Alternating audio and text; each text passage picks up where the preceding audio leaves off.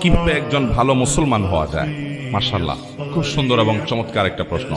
আমরা সবাই মুসলমান, নামে মুসলমান, সবাই ভালো মুসলমান না। আল্লাহর খাতায় মুসলমান কতজন, এটা নিয়ে সন্দেহ আছে। ভালো মুসলমান না হলে সে আল্লাহর খাতায় মুসলমান হতে পারবে না।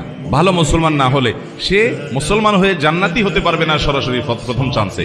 ভালো মুসলমান না হলে সে কখনো আল্লাহর প্রিয় বান্দা হতে পারবে না। ভালো মুসলমান হওয়ার জন্য কয়েকটি বিষয় লাগবে। ঈমানটা বিশুদ্ধ থাকতে হবে। ঈমানটা কি থাকতে হবে? বিশুদ্ধ থাকতে হবে।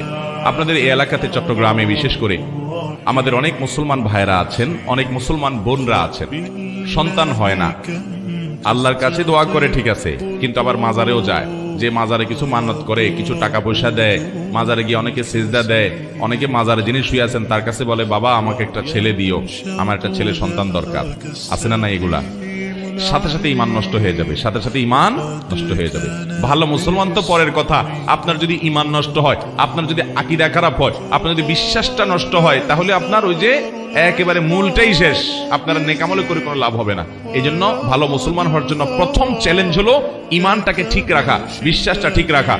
আল্লাহর একত্ববাদ স্বীকার করার মানে হলো আল্লাহর সাথে কারো শরীক সাব্যস্ত না করা।